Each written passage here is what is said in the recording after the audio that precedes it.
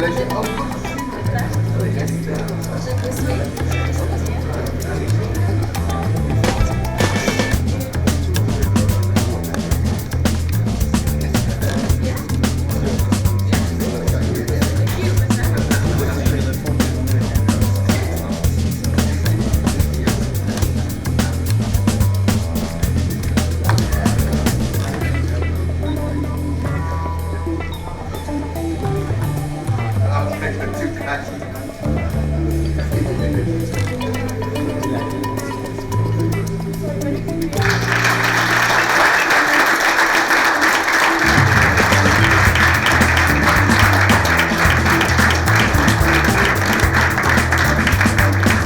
Morning, everybody.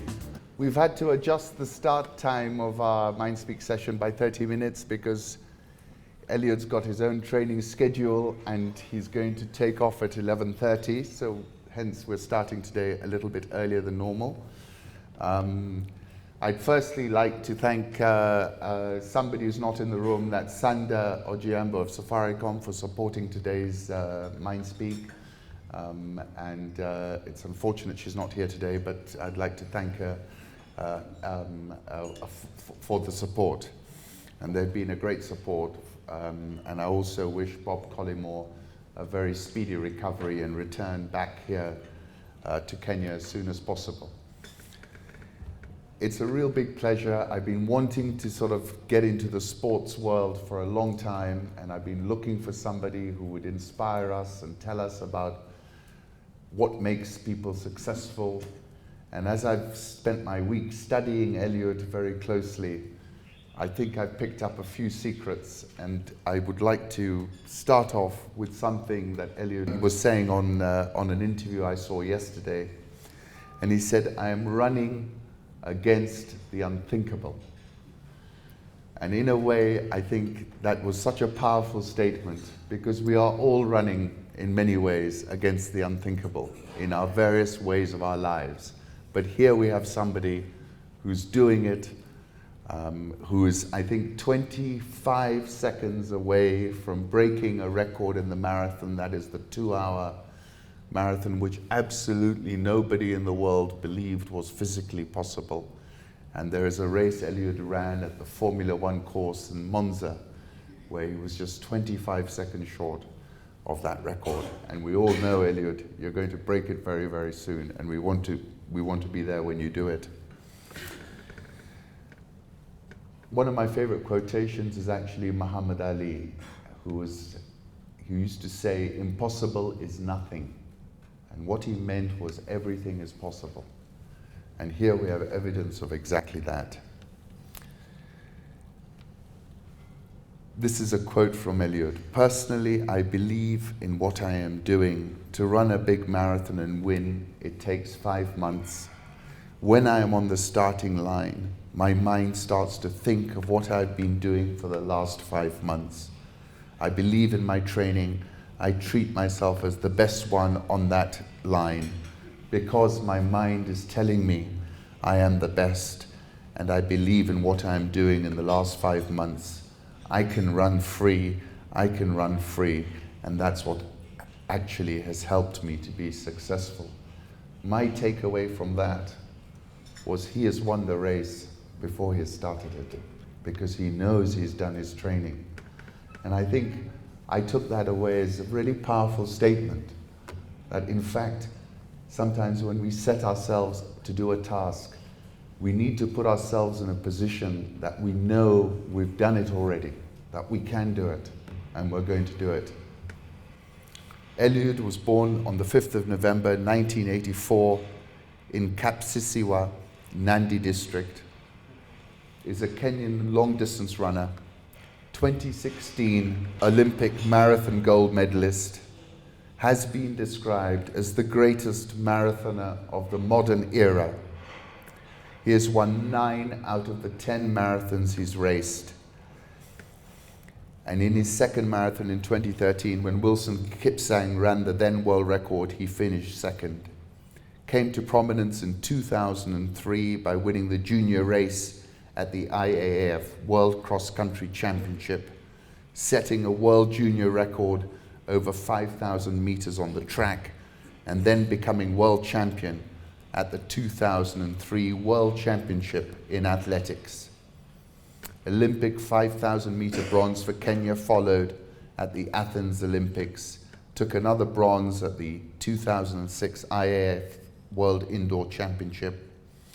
Series of silver medals came starting at the 2007 World Championships in athletics, placing in the 2008 Summer Olympics, 5th at the 2009 World Championships, reached the podium at the 2010 Commonwealth Games, second behind Moses Kipchoge in the 5,000 meters.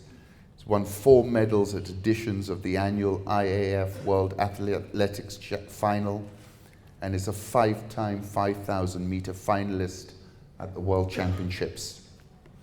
His 3,000 meters best of 7 minutes and 27 seconds ranks him as the 12th fastest at the distance ever, and his 5,000 meter best of 12:46.53 makes him the 4th fastest ever in the event. He began road running in 2012, set a half marathon best of 59 minutes and 25 seconds, which is the 3rd fastest debut half marathon in history.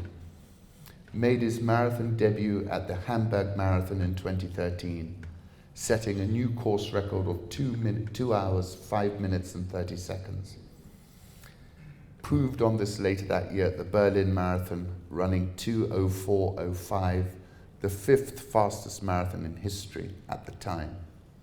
Won the London Marathon in 2015, 2016, and 2018 when he was flagged off by the Queen, Eliud was telling me.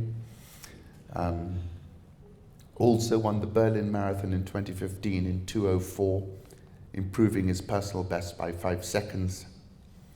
And of course, the one that we all know about was the Nike run that he did on the Formula One Monza track, where he missed breaking the 2-hour barrier by 25 seconds, although I saw that the time on the screen was 23 seconds. And that was the Nike Breaking 2 project. His time marks the fastest marathon ever run, but it's not an official world record due to the circumstances in which it occurred. But much more than that, Eliud came and spent the night yesterday at my house, and we were talking about a life, about what it takes. He's much more than a runner. He reads Aristotle. He has thoughts about personal success. He has a tremendous vision. And I said to him, what's the secret of all of this? And he's going to tell us, because the secret of his success can also be turned into the secret of our success. And I think we've got tremendous lessons that we can learn, because a winning mentality is, I think, what everybody in this room is looking for. And that's why I've invited Eliud today, to help us understand how we win all the time, how we never give up. I asked him what was the toughest moment, and Eliud told me it was 2012, wasn't it, Eliud, when you did not make the Olympics. And you can imagine how disappointing that would have been to anybody. But look where we are today in 2018, the fastest man in the world. People just see a pair of heels, they don't see Eliud. Eliud, the floor is yours. Thank you so much for being here today.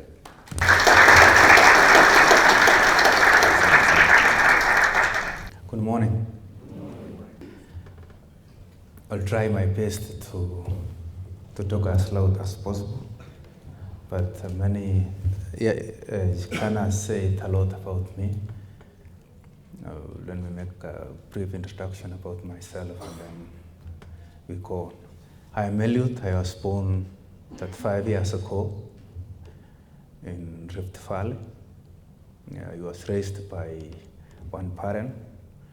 I schooled in Kapsasigo, went to secondary school in Kaptel, and later embarked on athletics.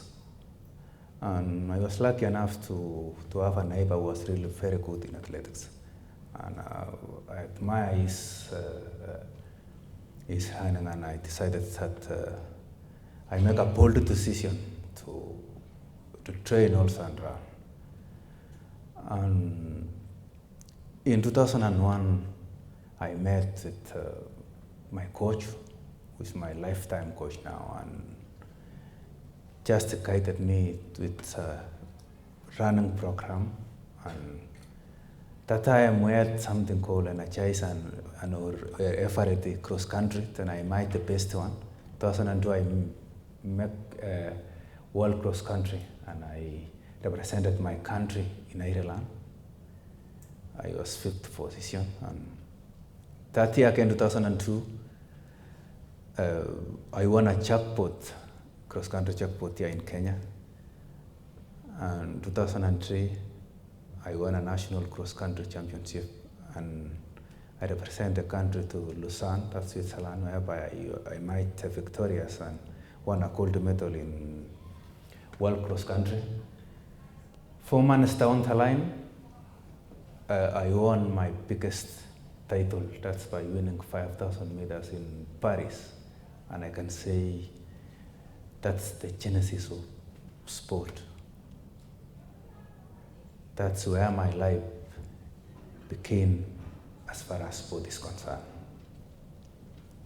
So for 10 years, from 2003 to 2012, then I participated in 5 world championships and 2 Olympic Games, whereby I scooped some medals. I got a bronze medal in Olympic and silver medal also in 2008. For those 10 years, then 2012, I tried my best to make my 3rd Olympic Games. Unfortunately, I did not make. That was my lowest moment ever, as far as athletics is concerned. We had a big plan with my management and my coach to make a big transition from track session to the marathon. And I make a bold decision, in life you need to make a decision. And I will give an example that if you have a sharp knife and you cut something, it cuts really straight and clean. That's how to make a decision. I make a straight decision and go to the marathon. Before I talk of marathon, then in 10 years, I ran under 13 minutes for 10 good years. I hope most of you understand why I'm saying under 13 minutes. It's to run 5 kilometers under 13 minutes for 10 years, which I think it was a big achievement. 2013, I tried my first marathon, and I ran to 2:05 and 30 seconds. I emerged victorious. 2013, at the end of the year, I was invited to Berlin. I was second with 2 hours, 4 minutes. 2014, I was invited to Hamburg. I won the race 2:05.00. At that year, then let me try my luck in America, and I participated in Chicago Marathon. I won Chicago Marathon by 2 hours, 4 minutes. I hope you guys understand by 2 hours and 4 minutes and all these things. 2015, I was invited to participate in London Marathon, and for my first time in London Marathon, I emerged victorious. It's a big marathon with big prestige, with a lot of about 1 million people just in the whole course. Just imagine that. That 2015, I was invited to Berlin again. I won the race by 2 hours, 4 minutes, and my insoles were fluffed out. But I did not even think of really stopping, because in sport, in a marathon, you train for 4 to 5 months.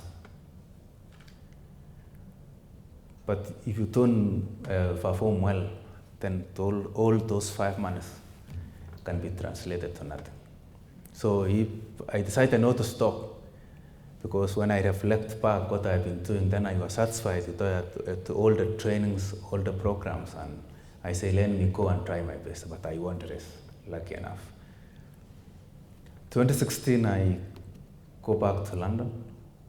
I missed your world record by 8 seconds. And later in the year, I was selected to participate in Olympic Games and represent my country. I won a gold medal in Olympics. And that one now can make that I got a bronze medal in Olympics, silver medal, and later a gold medal. 2017 was really a big year, whereby it's in the public domain that no human being can run under 2 hours or 2 hours. And if you run, you might die.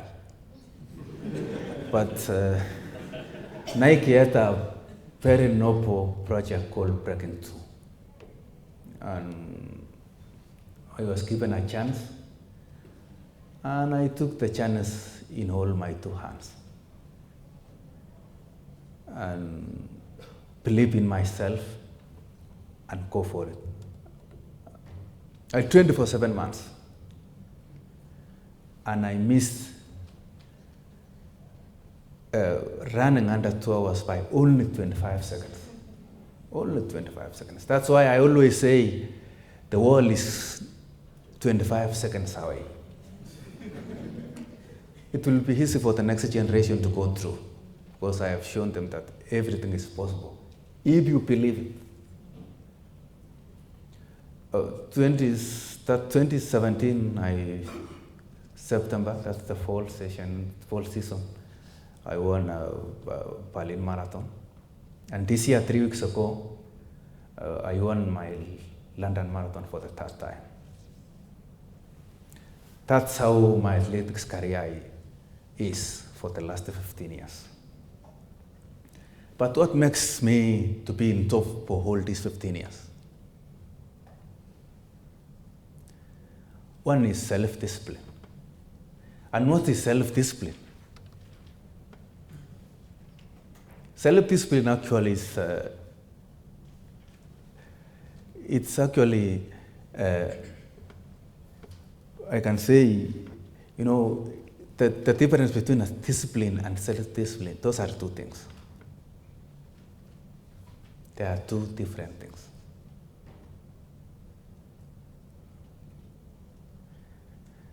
Self-discipline actually is just, you can get your passions and your impulses, but please put aside.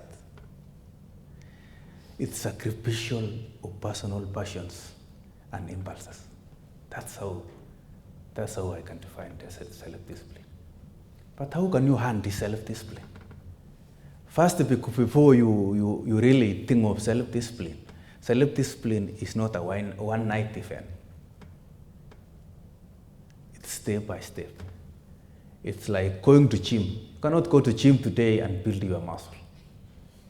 It takes time for a muscle to build. First is that you should learn to say no to your passions or your impulses. Secondly is that you should develop a stoic life. What's a stoic life? Stoic life is a life without complaining. What has happened has happened. You forget it, don't complain.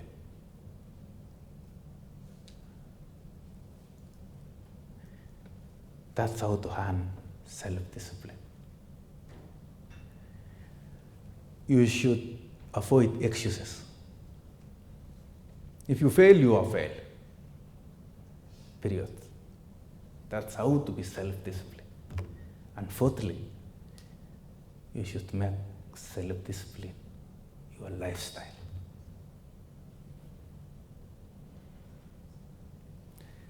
And fifth, when you are waking up in the morning,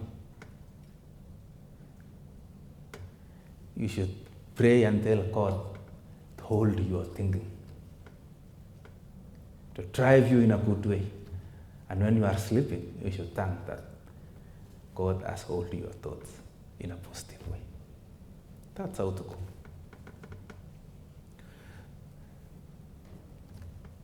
Secondly, what has really make me to be, or any human being, be it a sportsman, be it any profession, is good preparation and planning.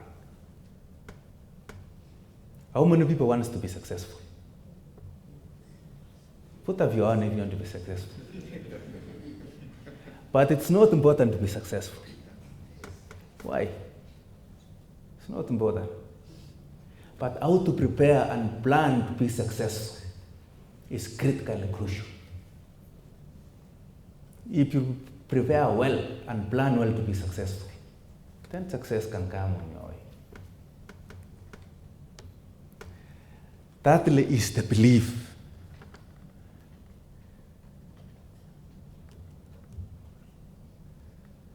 It's the belief. You should believe in yourself. I want to ask you one question. If you are happy, you put up your right hand. If you are sad, you put up your left ear. Let us be sincere. If you are happy, you put up your right hand. If you are sad, you put up your left ear.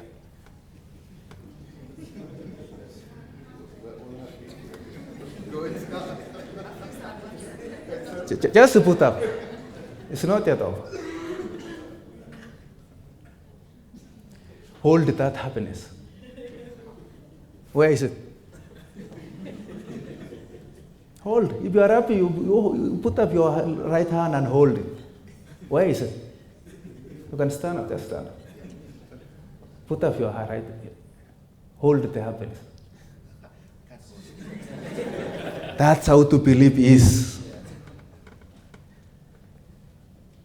If you believe in that thing, then that's how to believe in yourself. You should have faith in your feeling. You should define faith the way you define by yourself. Not the way your friend is defining it. No. The way your heart and mind is defining it. Have faith in your feeling. That's the only way to go.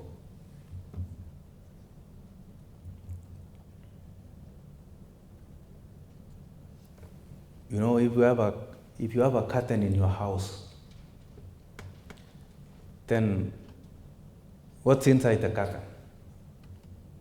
What's in the curtain?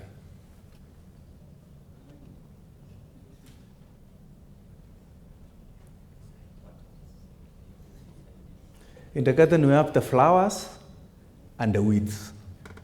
Am I right?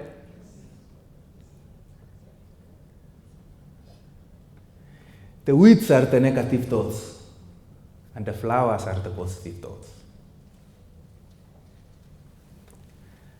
So you should think positively if you want to be successful.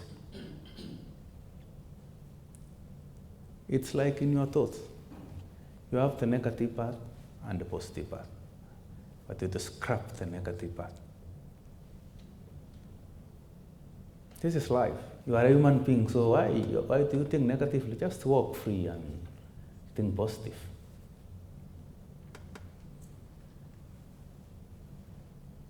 Another factor is the passion. That's the choice. If you don't love what you are doing, it's better you leave. It's better you leave it. But if you love what you are doing, it's not a chance, but it's a choice.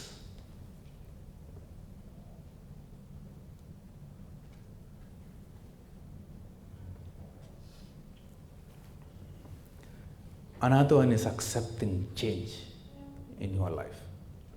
In sport, we really accept change all the time. The rules are coming home. You accept. If you don't accept change, then change will change you. And in reality, everybody has a key for the gate of change. So if you want to close your gate, then it's upon you. If you want to open the gate of change wide and invite change, then that's the way to go. That's how to go in life.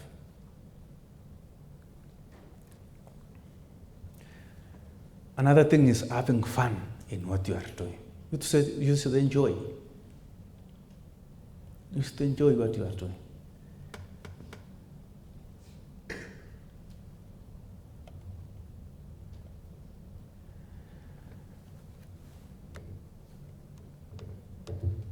Why do you guys walk?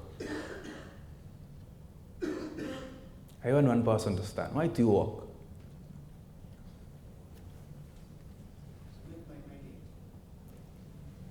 To make your, I don't mean to walk. Why do you walk? Yes.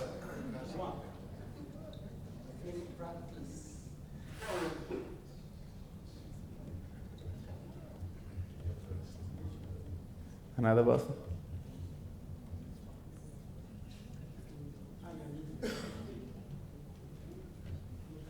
Why do you get a job?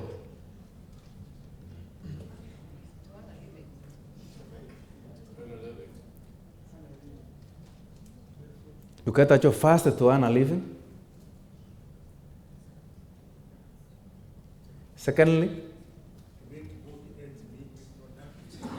that's to earn a living.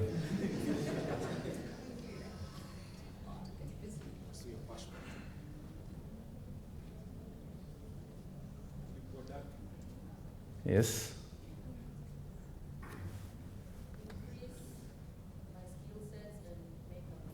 Yes. First, you get a job to earn a living. Secondly, to get skills. Thirdly,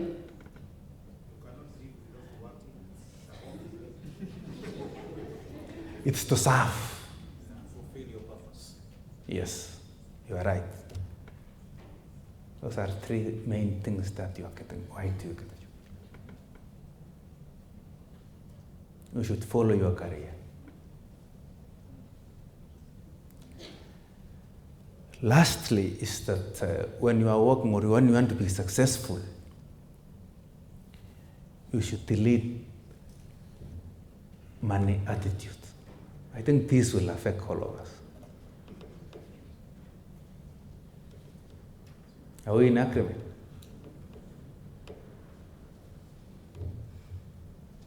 You should delete the money attitude in our minds. Then you will enjoy your job. You will be very successful.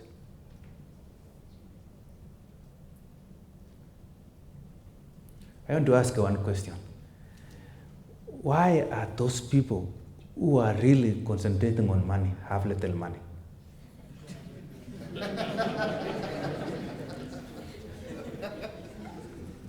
Why?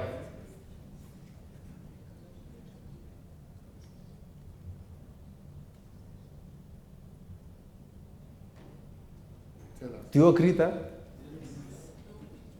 No? If you concentrate or if you are working for money,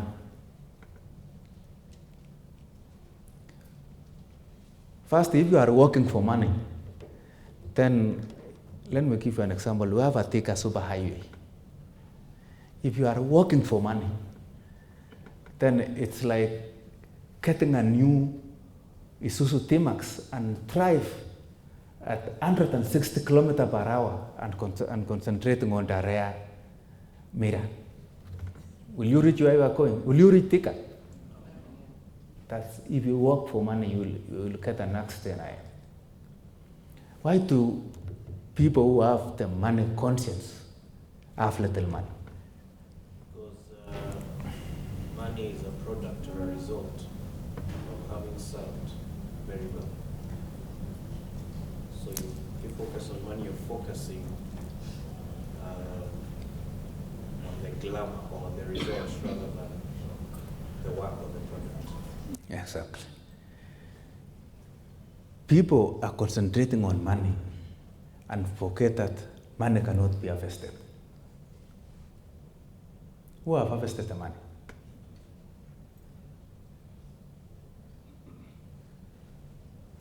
Muturi, have you harvested the money?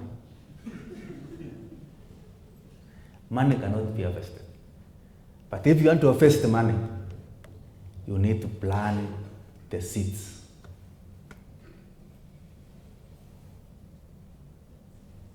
And what are the seeds?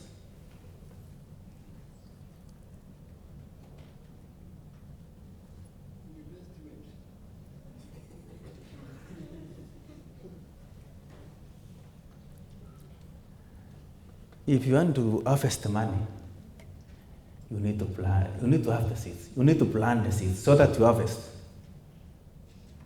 And the seeds is just simple service. Give out service. That's how to get money.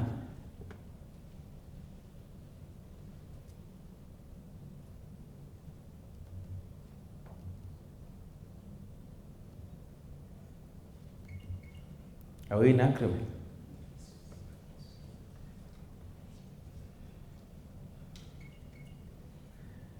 So from today, if you see those who have little money, then money is in their brains all the time.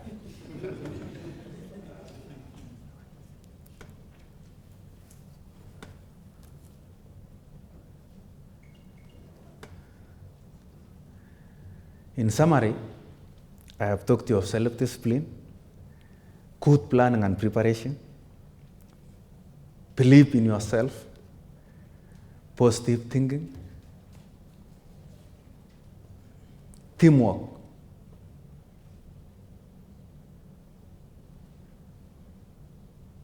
having passion in what you are doing,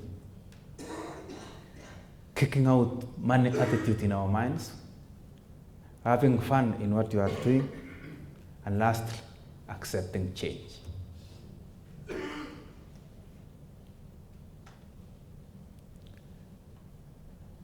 That's how a human being can survive and be successful. It's easy and as simple as that.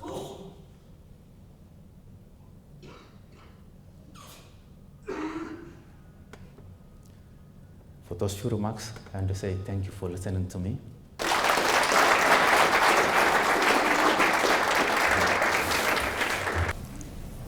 We're trying to remember everything. You see, it's serious, isn't it? I mean, what Eliud's applying, we can apply to our lives, and I think that's what I really appreciate as I studied Eliud this week in detail. Eliud, excellent career. You actually forgot one point that you should have told us on consistency. You've been very consistent. I think there are 3 generations of Kenyan athletes that have come through from 2003 to 2018. You've straddled those 3 generations. Athletes have come on, fallen off, including great athletes. But you have remained at the top consistently. What do you think keeps you that focused, that driven? That you were there in 2003 and you're still there in 2018 and will probably still be there for another few years. Thank you. So I have 2 questions. I am a recreational runner, so we don't chase the money. We run for charity and we run for other things as well. So what would a typical preparation look like for those of us who are looking to get into running? Not necessarily to win the money, but to at least finish the 42 marathon. And the second question is, we have legends like yourselves who worked really hard to get to where we're going and to fly the national flag of Kenya. But we also have the road runners that have gotten into doping, and we've seen the negative publicity that has created. What do we need to do as a fraternity to be able to cross that hurdle so that then we are known for what we are, that we actually have integrity in terms of running, and that the road runners aren't spoiling it for us? So those are my 2 questions. Great question.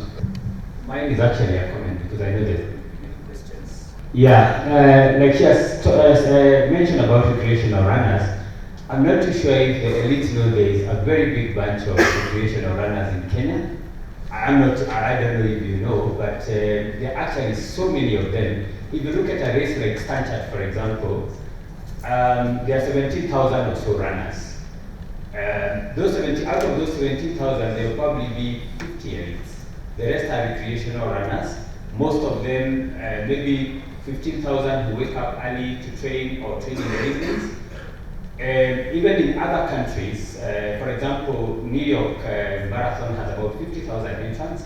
The elites will be, say, less than 1% in fact, maybe 200. So there is actually 50,000 recreational runners taking part in that race. The London Marathon that we just did had about 360-something thousand applicants, out of which there were 40,000 slots. Elites were about maybe 50, maybe, or 100, let's call them 100. So there's a lot of recreational runners around the world. And in Kenya, so back to our country, there's many of recreational runners, and I think they can gain a lot from experiences from elites. I think we get to see elites on stage. We see them on telly, but we don't have these kind of interactions. In fact, I watched your speech and distributed it amongst the recreational running clubs, the speech you had in Oxford, and I was thinking, this guy is Kenyan, we don't get these forums. So I'm very grateful that you actually put this together. We can see Kipchoge next to us. We watched him doing London just a few days ago. In fact, when he said that, I know I'm taking a bit of time, when he said that, do you guys understand what sub 2 is, under 2, between 2 or 3, or whatever paces that you're talking about, we actually do totally understand. In fact, we actually follow the same training regimes that you do. We do tempos, we do fat legs, we do long runs. So there's actually a lot of non-elites who would actually benefit from forums from the elites, and we hope we can get more of this. So we hope that they can be able to actually come and support recreational running in Kenya. We're in the process of forming a recreational runners club. All these big races that you run, the 6 World Marathon majors. In fact, we have a team that did, but I did Boston a few weeks ago. There's a team that is actually going, we have about 20-30 of us in Chicago. We have in the next few weeks about 10 Kenyans doing the Comrades Marathon, the 90-kilometer race in South Africa. But we haven't, all these guys are doing this, but we haven't seen, Kenya harnessing actually the prowess of elite running to bring that into, say, tourism back home. When we go for these races in, say, South Africa or UK or US, they actually make a lot of money from recreational runners. We will book hotels, we shall go sightseeing, and when they see you with a Kenyan jersey, there's a lot of respect. In fact, they want to take, the same way we want to take photos with you, they want to take photos with us. Because they think that every Kenyan is a runner, which is a good thing. But the government hasn't harnessed this prowess to give the country benefits, from that. So I think there's things that we can do in that area, and I hope that we can take it up probably after this and see how we can actually address that. Let me start with the first question. First is that I love the sport. That's my ignition key every morning when I am waking up. Second is that I made a bold decision actually to be a sportsman, and I want to leave a legacy in this country and the whole world. That's why I'm still running for the last 15 years or more. So that's what is in my mind. The love of sport and the legacy I want to really live when I am off, when I am no longer in sport. That's what makes me actually still run and still perform from 2003 up to now.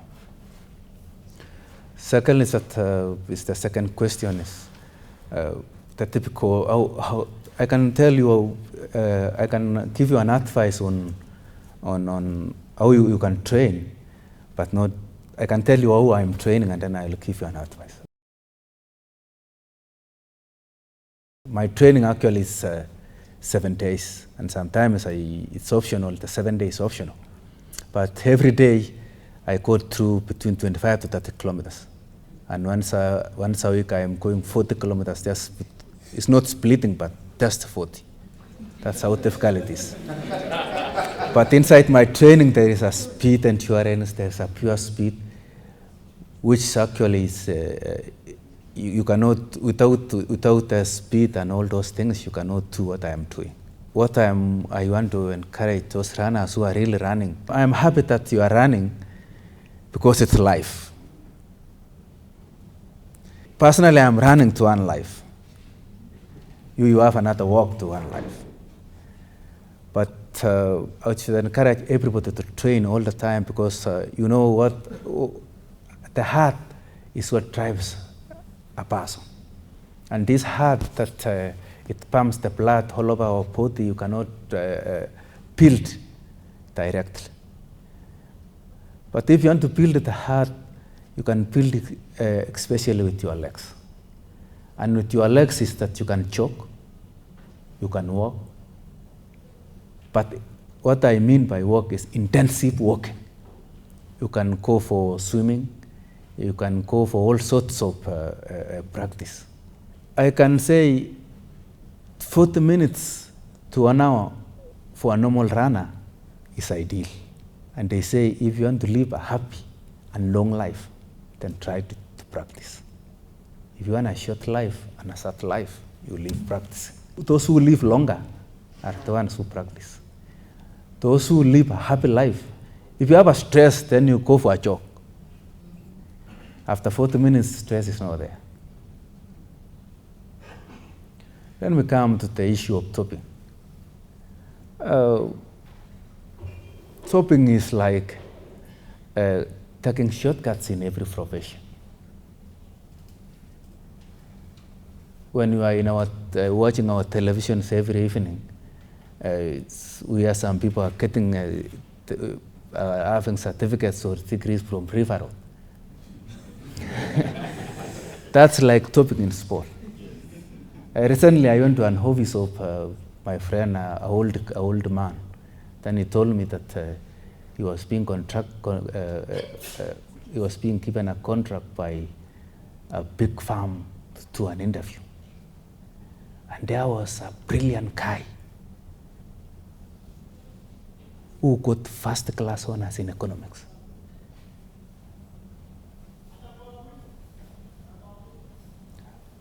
But the degree was fake. It was from University of Nairobi. But the guy was shocked that in Kenya, we don't have Nairobi University. So the guy was being asked, where is Nairobi University? And then he says, Nairobi, I was in Nairobi University. But it is University of Nairobi. So he got a degree from River Road. That's as far as education is concerned, that's topping. But in sport, you know, topping is taking steroids and all those sorts of things. So what actually makes a person or a sportsman to top is greatness. It's money. It's simple money. It's not a performance. They know when you perform, you get money. But actually, what makes somebody to top is money. It's that lifestyle that somebody wants to have a very high lifestyle and it's not working for it. But what I know is that in every profession, if you are a sportsman and you top, then you are killed. And they say, even when you are in your deathbed, you know when you want to die, you know you want to die. You may never think for now, but the moment you want to die, you know you will die today, but you will be killed. You cannot stand and say, I am doing this and this, I have done this and this, because you are killed. So even if you top, then you will be killed. So what I'm trying to say is that we need to actually empower our youth to leave the legacy and actually train hard and try to run as fast as possible. You know, all of us, we have talent, but many people, other people, know how to use talent efficiently. That's by including something called element. You know, if an element, if you define element, it's the sum of talent and passion. So if you add talent plus passion, that's an element. That's how people use element efficiently. So it's a simple thing that we need to get the youth from schools, from secondary schools, from the colleges, and tell them that if you do a shortcut, then you will be killed forever. So there is no way that you will be happy if you talk. There is no way that in any other profession you will be happy if you have a fake certificate. What about this sort of the whole sports economy? You know, what do you feel about that? I mean, do you feel the government is investing enough in sports? Do you feel that we have an opportunity, like the description you gave of South Africa? You know, people talk about it, but I don't see it happening so much. What do you think, Eliud, about that? Is there a big opportunity for the country in this space? It's really a big opportunity, but nobody has utilized it. The government has never utilized it. But I think maybe the government is lacking know-how, because maybe some people have never actually give a knowledge to the government that you can use sport tourism to promote our country. But I think they are saying, but they are not walking the talk. If the moment they will walk the talk, then our country will be really in high level. For example, personally, I've been I'm advocating for wildlife.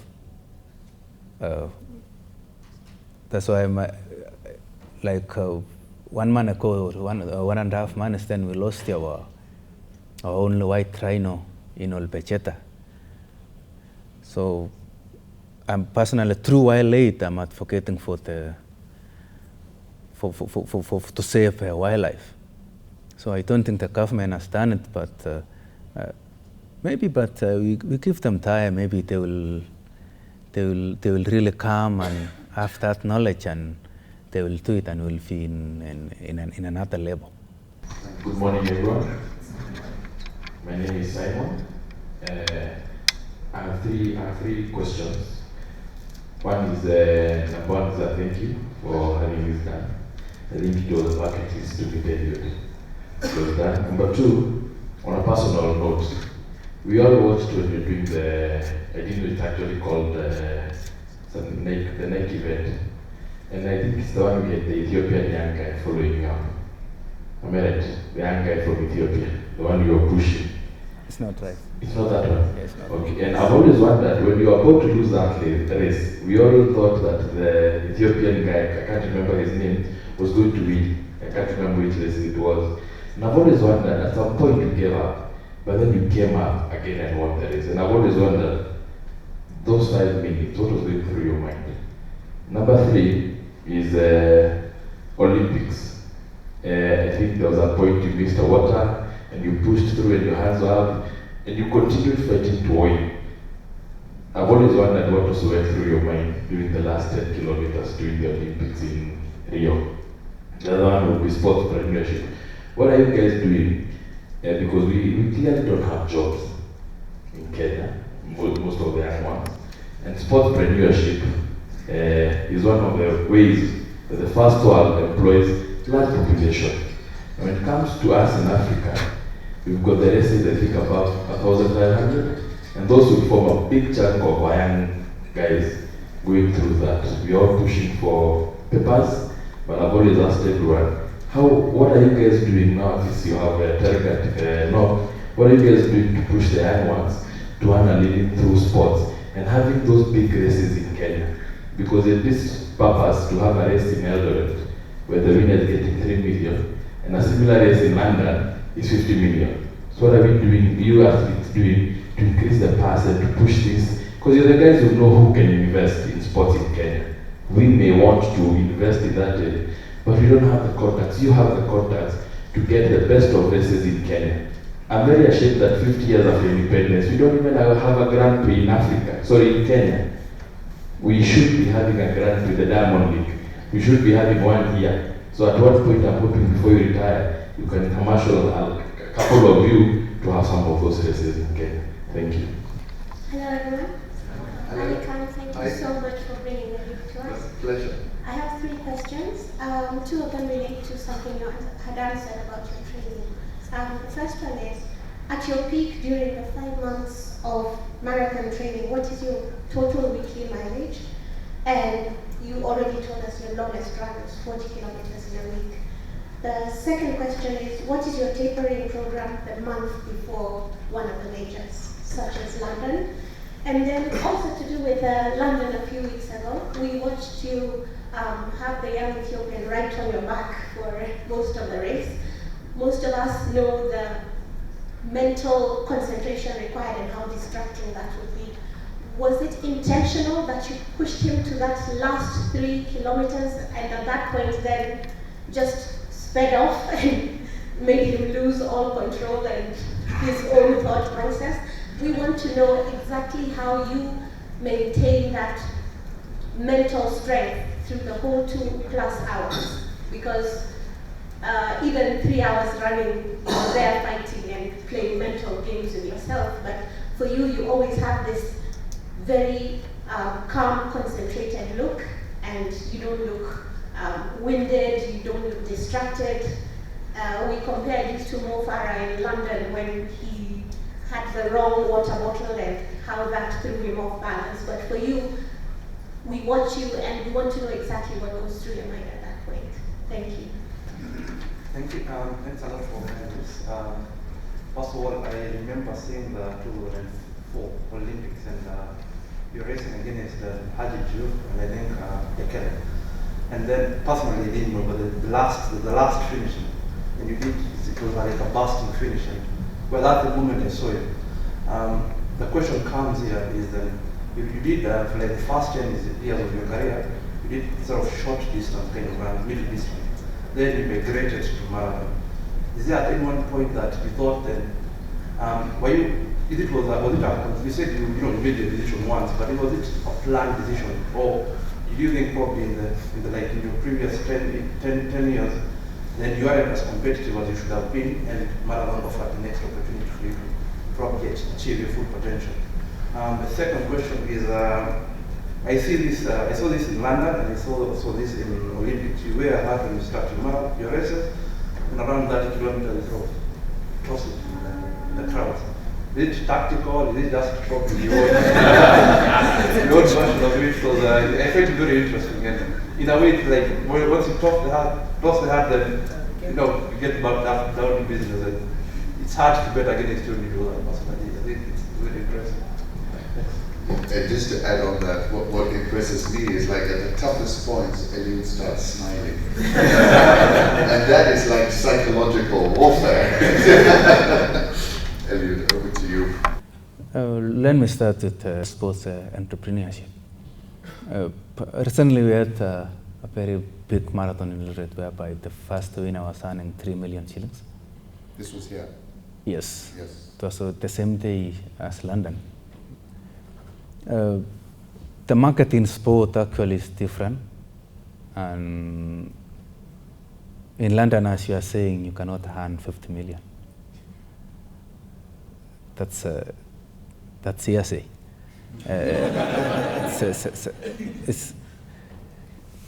There's no difference between it. You can earn a little bit bigger than 3 million, but it cannot be 50.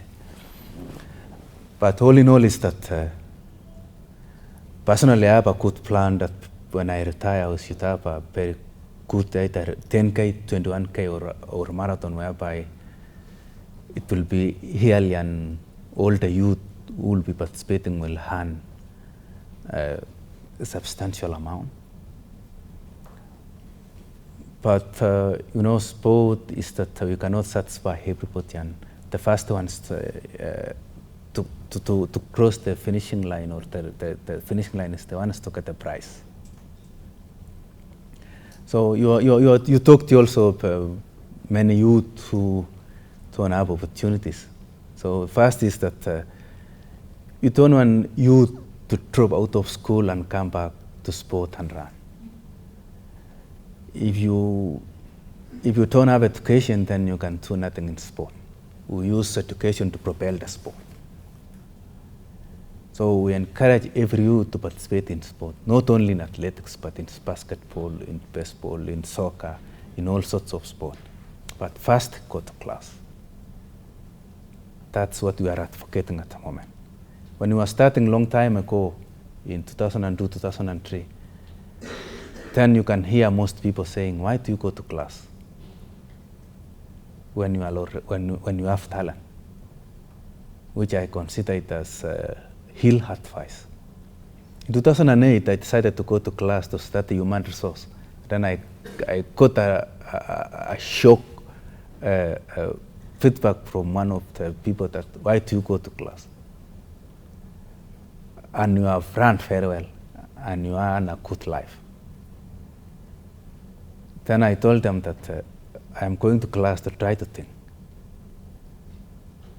Because I know only if you want to be successful, then there is only two things: the books you read and the people you meet.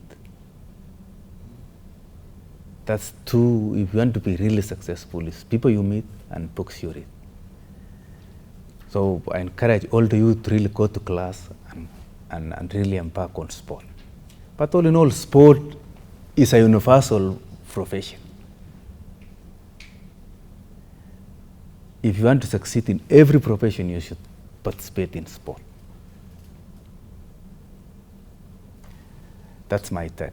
With the new condition and the presence of the county government, then I think there is a lot of jobs if every county can really get into sports activities, and our youths can involve themselves in those sports, and either in organizing, in participating, or doing anything else. Then we can get a lot of youth employment. So I can say there is a wide door now as far as county government is concerned, as far as youth is, if the youth is on the topic as an unemployment is concerned. Secondly is, you ask about my weekly mileage. So I'm covering between 200 and 230 kilometers per week.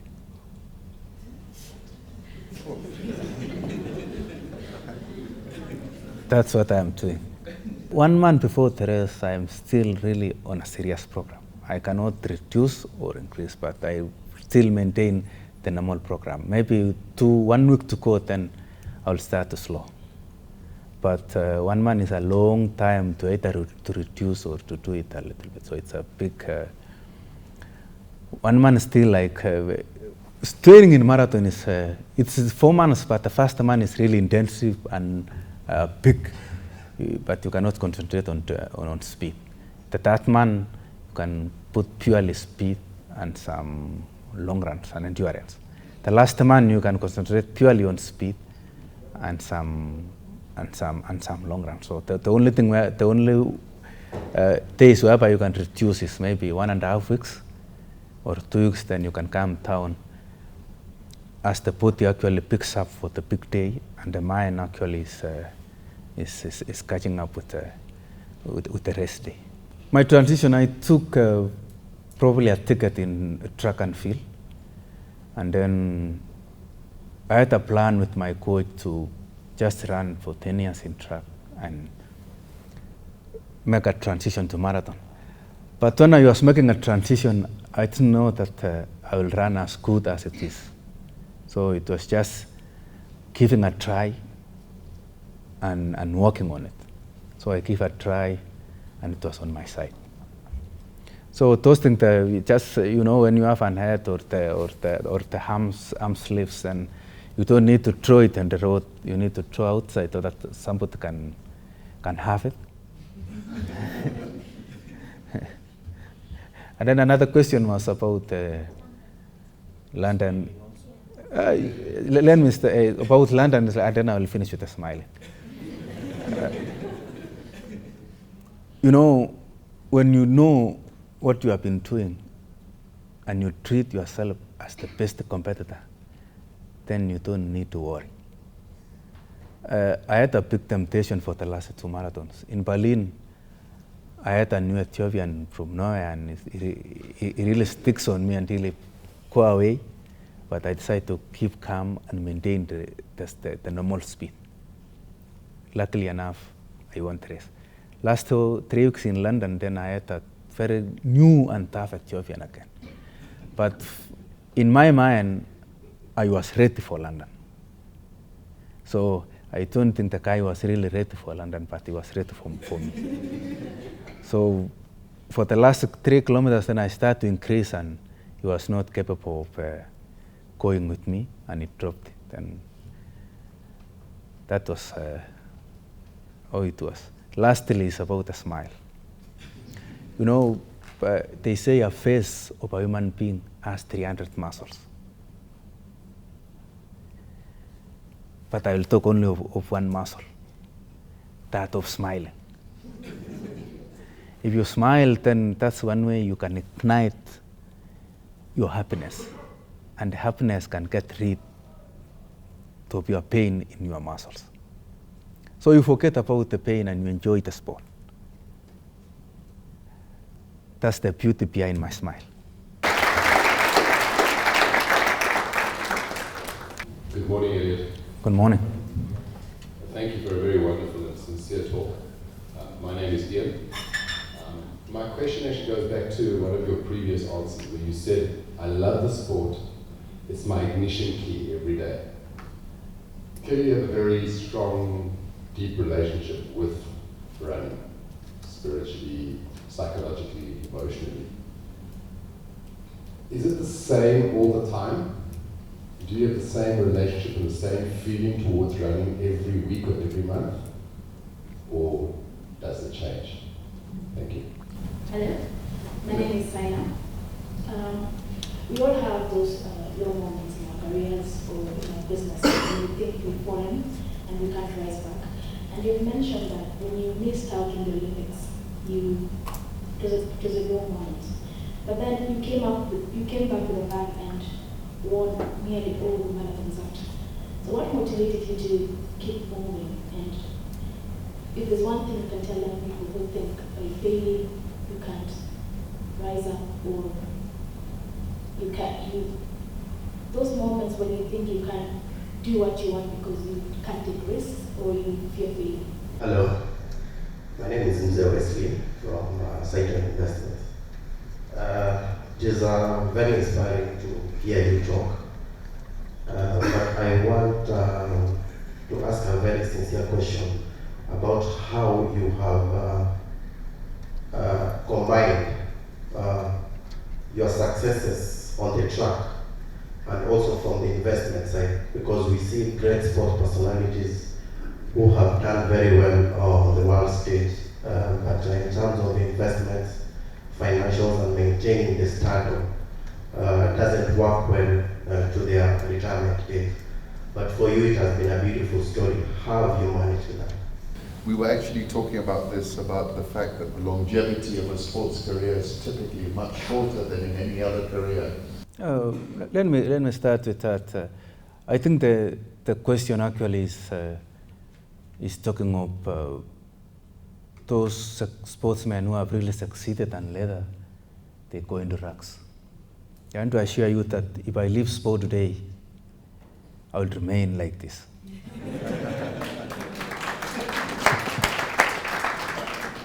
That means I know a sort of investment, and I've invested a little bit, which can actually maintain myself, my family, and my siblings. Running and waking up every day is the same, because I can give you a reason is that if I will be asked, what do you think beyond running, or how can you earn life in other ways apart from running, I can give you an answer. So I think I can live without running. I always give an example that when students are in class and you miss a discussion, the following day you feel like there is something which is not going on well. It's like running in myself. Running is inside me, and I always wake up and feel motivated. I always, because I don't think I could have been like this without being in sport. The secret of failure is failing to try. I failed to make a team in 2012, but I make a transition and try marathon. Now I am successful. You fail in business, don't have a phobia of trying a new avenue. Just try, and that's how life is. I just wanted to follow up on the question of what happens to the longevity of the athletes. So what do you have in place, perhaps over and above your coach? What is your team made of that enables you to, in essence, be able to invest properly or to ensure that you have this longevity? What team do you have behind you to ensure the success and your longevity as you go ahead? Different from the other athletes who we see have had successful careers and then, fall off the radar and don't even have an income. Let me talk about sport. I was brought up in a very positive and good way. And I have our coaches. Let me talk of my team. It's a big team of comprising more than 30 people who are really running very well. But lucky enough, we have a smart coach. I even lack words to describe him. He's our life coach and our sport coach. In sport, as far as sports is concerned, he's excellent. As far as investment is concerned, he's more than that. As far as social life is concerned, he's there. So he's working, and we are really listening to him. In our team, we don't listen. We listen empathically. What I mean by listening empathically is listening with the aim of understanding. That's why I am where I am, and that's why my team is where they are.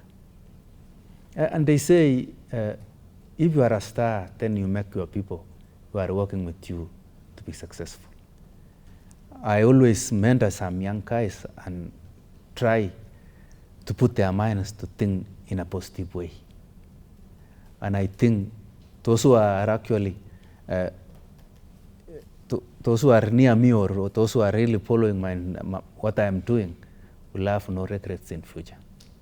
I think in future, if all the sportsmen follow what we are doing, then we will not be hearing these stories of Rex to something else and then something else to Rex. Morning. My name is Kogiaki. I have a sort of different question from the tech side. I think I've watched Breaking 2 over and over again, and I wanted to understand, because Nike invested so much technology in it, which is sort of different from you running in Italy. So what was your experience with the technology that these guys put in basically the whole preparation to Monza? What did you notice as far as technology is concerned? There was the shoes, first of all, that they did, and then every time they check your blood, I think those were the two main things that I picked up. And I know they wrote a whole article, which is very long. I still haven't finished reading it. Okay. Technology played a big role as far as I can say. When I talk of technology, is our training data. We were able to know how the training was. That's what technology means to me. If you look at very well that 55-minute documentary, you cannot find Eliud Kipchoge being actually, there is no blood in my training here in Kenya. The only time my blood was tested was when I was being given a chance to run. Because they wanted to know where maybe the blood group, what's inside this person. Because they say if you run 2 hours or under 2 hours, you will die. So I think the technology is, let us talk of the shoes, because most of the people say the shoes was really a cheat. It's not a cheat. The technology was there long time ago, but nobody used that technology efficiently. But Nike has the best brains, and they come up with a form, the sole, which is really good. It's light, it absorbs the impact from the ground, and above all, you can recover very well. If you guys can test it, it can mess up your mind. You will use that shoe forever. That's the best thing about the shoe and the technology. But all in all, to be successful, you need to be to have a great group. Yes. Can I just add a quick question before we go there? You were telling me just earlier you're reading about Phil Knight, his autobiography, I think, or his biography. Obviously, they've supported you for quite a while. What are your observations about Nike and your relationship with them and them as a brand? What are your thoughts? You're describing a shoe which you're saying was pretty remarkable. What other lessons have you learned from reading and seeing that? I was reading, finishing last week, about a book called Shoe Dog. It's by Bill Knight, the owner and the founder of the Nike. And what I found there is consistency and hard work. If you really go through that book and see how this old man was really working hard to really make the hands meet and see, and really, you will really feel that if you don't walk, then you cannot run. And from those years, 1970s, the way the shoe was up to now is really incredible. If you compare those we call it the sneakers of 1970 to Pepperfly 4% of 2018, it's really different. So I found that Bill Knight was working at, which we are doing now. As far as relationship between what Bill Knight was doing is that Bill Knight was really working the whole day. At the end of the day, he had to go to the run. That's what I was telling people, that if you finish your work, go and run, and the stress will be there. It will go away. So with Bill Knight, the shoe dog is really the guy thing by removing the sole of the shoe from 1972 and really getting it a new form. It's some sort of we call it a form, and comparing it, but found that the one for 1972 was actually not absorbing the real impact, especially from the terrain from Africa.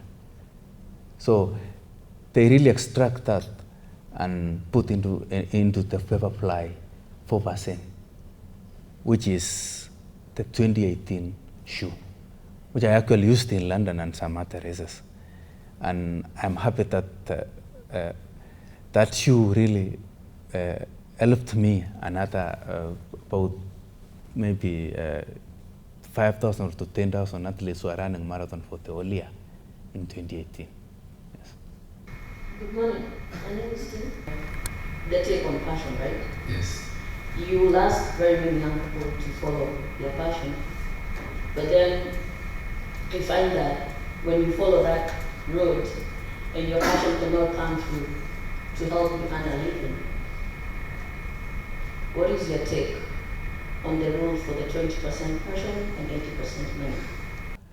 Passion actually is, let me give you an example. That passion means choice. It's not a chance. It's like getting married and you want to get children. It's a choice that you get children. It's not a chance that you get a child. That's what means by passion. So passion and mental is having a big relation. But if you don't love, or if you don't love what you are doing, then that one cannot earn you life. But if you choose and love what you are doing, then you can earn life.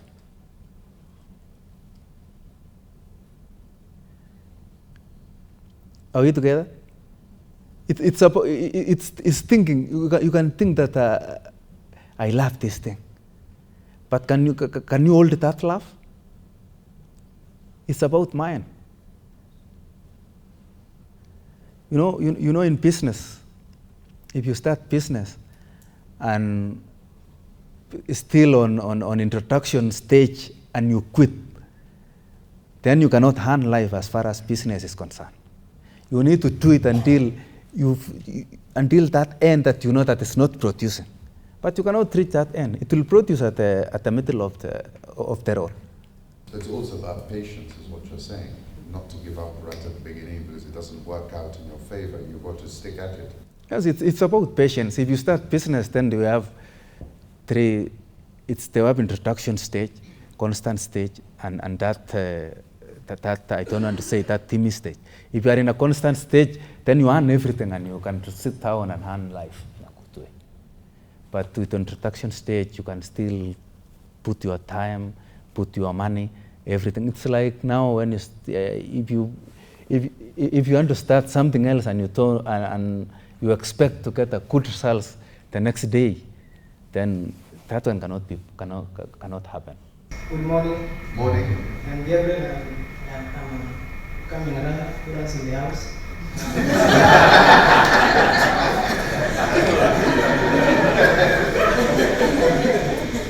I have a question. We have seen some of the athletes, they say like Wilson Kipchoge, who was the MP of Chepadunga, Cherengani. I have a question. They say you have given an offer to be the deputy governor of Nairobi. Will you turn down the offer? Will you stick to athletics? First is that let me congratulate you for saying you are running in the house. The best practice is the practice whereby you are practicing by yourself. Applause for that. Secondly is that I will not take the offer for the future governor.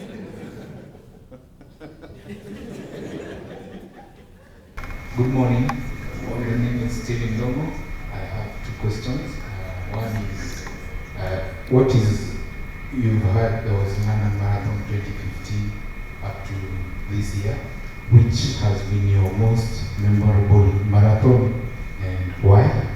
And then the second question, when you retire, do you plan to stay in sports? Or you venture into something else? What's the afterlife after you retire? Thank you. London Marathon is the highest ranked marathon in the whole universe. That's my take. And I'm happy to participate 3 times and won all those 3 times. After my sport, I would like to go all around the whole country and the whole world to inspire you and any other human being and all the kids and all the youth to love the sport. Apart from earning life in sport, sport is health. Moses, my name. Now, first of all, it's quite a travesty that people think athletes make a quick buck, like 10 meals in just 2 hours. I've been in positions, or rather places where people have been discussing that, hey, these guys, you'd rather just quit your job and be an athlete or do something like enter into this kind of thing, because people are actually judging athletes by the time taken to win, to actually earn that kind of money. But thank you for breaking that fallacy and just showing it takes just as much work, like 5 to 7 months of work and what, 30 to 40K a day, you said? So thank you for that. Now, another thing, I followed you closely, Eliud, and the thing you keep insisting on is the power of mind. As in just how to train your mind and the way you process your thoughts. So my question would be like, what is your greatest fear in life you've experienced, and how have you managed to calm yourself down in all that? Those are two questions or one question? Or three. It seems one. Let me start by, because he says that some people have been saying you can leave your job and go and run and get money. It's not that way. When you see somebody winning, it's not a one-time event. There is those seconds, those minutes, those days, those weeks, those months of training. So that winning only is just a sign of championship character. But what's really important is the time you have spent. Second is, I think you are talking of fear. I don't think I have a fear in life, because I know life is, you wake up and face everything. So I don't think I don't have fear in life, because if you have fear, then it will stick on your mind all the time. So anything comes across me, I'll just treat it as it is and go on. Morning. Morning. My name is Kibet. We met earlier, and I told you I appreciate you a lot, and I followed your career. My question is, there is always this narrative that in Kenya we don't appreciate our athletes as much, and I would like to hear from you whether that is the real feeling as your personal experience, and whether you appreciated more in London, in Boston. And if you feel we are not, if the answer is you feel we don't appreciate you as a man, what would you like us to do? Would you like us to mob you on the street and and do whatever? Because there is a difference between, I think, what the government can do to appreciate you and what other citizens like us, normal, common men and women do. Like, personally, I don't understand the meaning of appreciation in general, but I can say I am being appreciated by nearly all the citizens who are going behind their TV screens, praying for me and watching me running for 2 hours. I don't, maybe to formal or physical appreciation is that I don't understand, but I really appreciate everybody who is appreciating me, either in his thoughts or those who are staying behind the TV for, just imagine somebody sitting for 2 hours watching you running. That's a big appreciation. Thank you for that.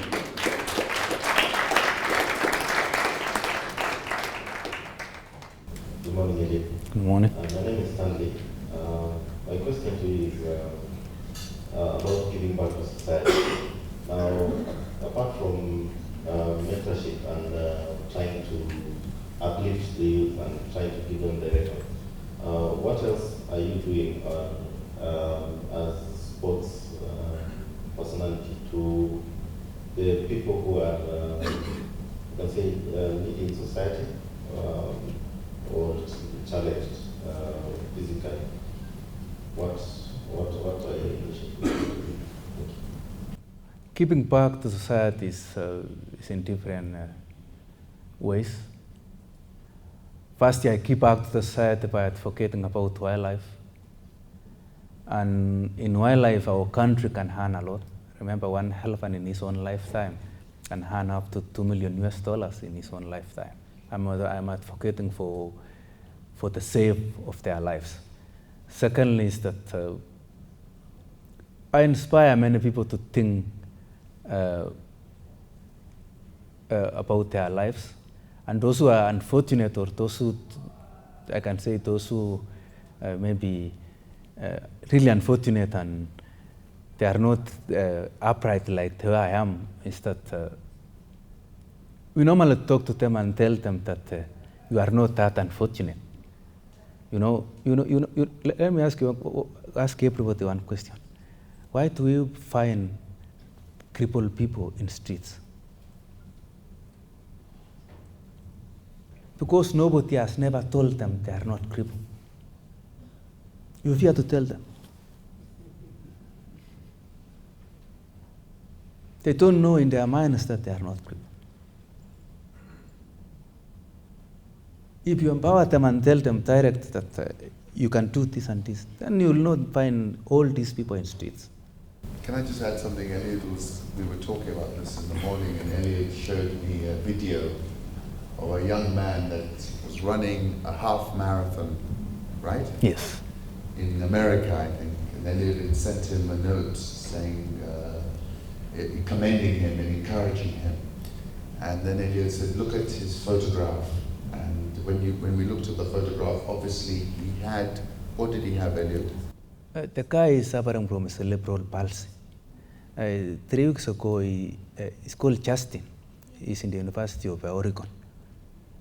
If you really watch that video, you will really feel for yourself. If Justin was a Kenyan, Justin could not be living in this world. Justin could be in a terrible life. But remember, he's a university student. My name is Chapter. I have a question for Eliud. He said something about appreciation. I think it's athletics, other than wildlife, is what Kenya is known for, right? So I was wondering, with what we had in Rio, that some athletes were even missing rooms, some sports gears were found in someone's house. We've heard of coaches being recalled. So there's appreciation, there's the presidential photo, the gestures really to me don't count. What counts is sports being sabotaged. Has it angered you enough to talk about it? Because we know that appreciation is more than the gestures and the cash tokens, it is the support. Yeah.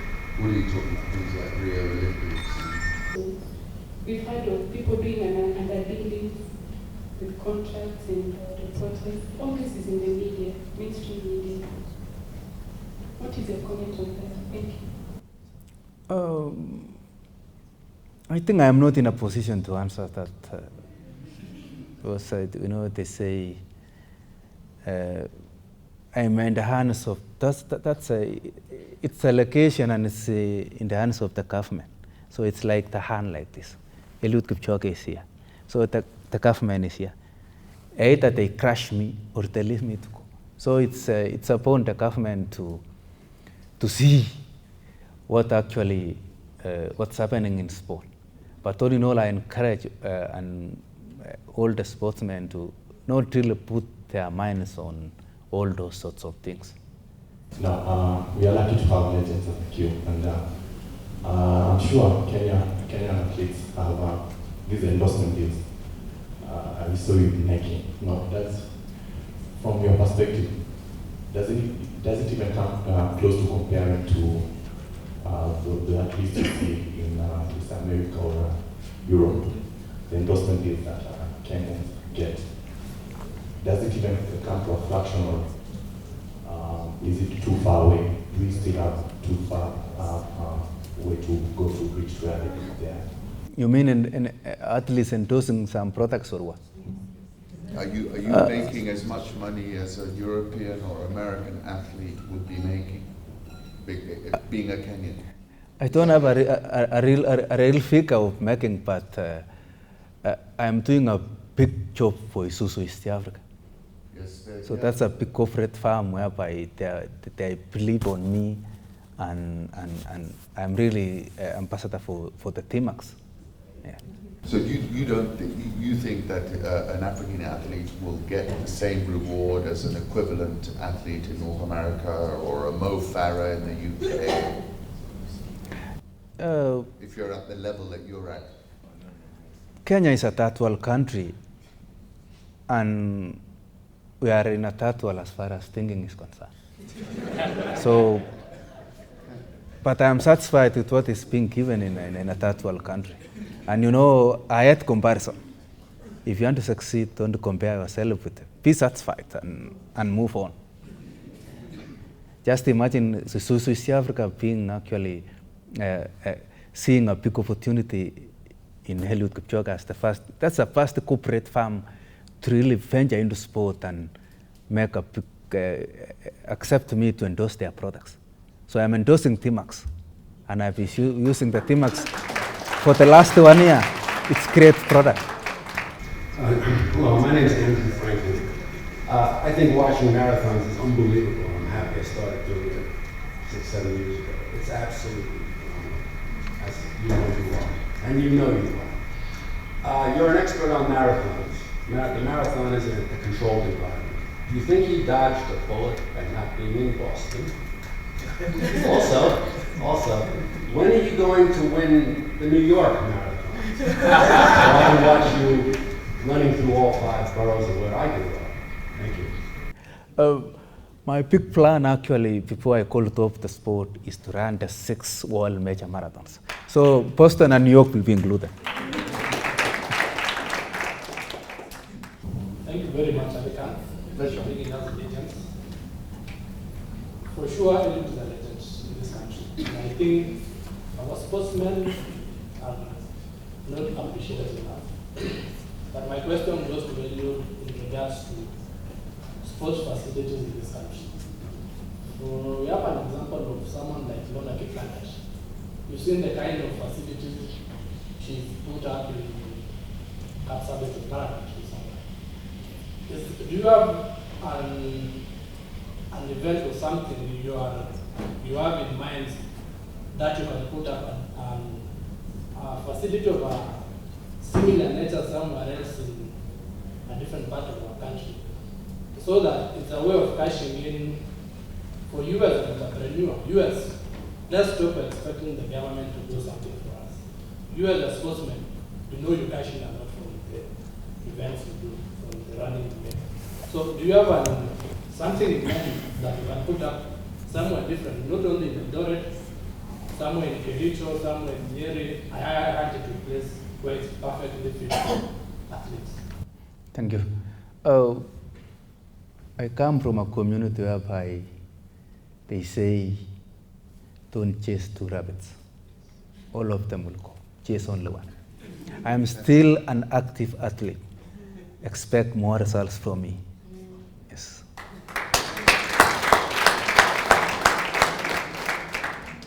Cognizant of time, I'd like to thank Eliud for exactly what I thought he would be able to tell us, and really inspirational.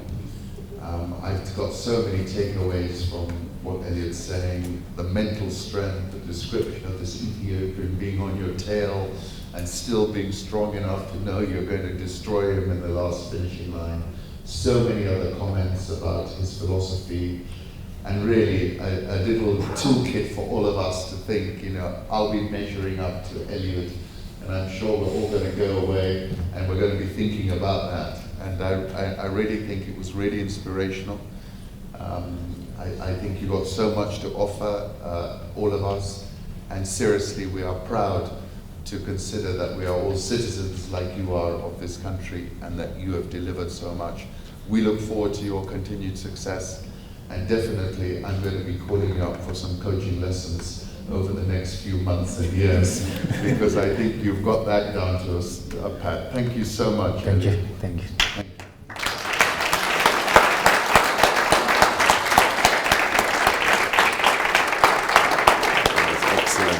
You're doing great. I'm doing. Before I leave that tour, I want to leave only one word to everybody who is standing now.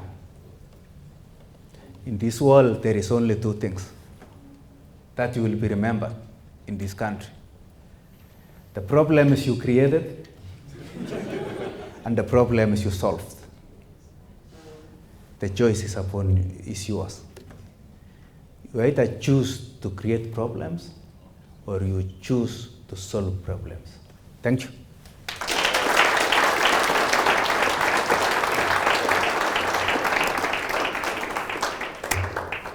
That was powerful stuff. Eliud, you've got to give some photos to your fans here. Yeah? Oh, go for it, because he's going in 10 minutes.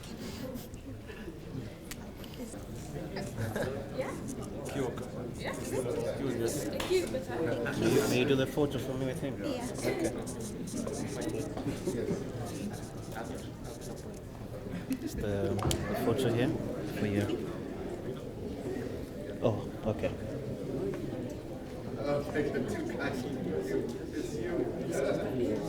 Thank you. Thank you. Can you take mine off? Sure. Can you take a selfie? No problem. Yeah. Man, dreams. Thank you very much. Do you have a photo? Yeah.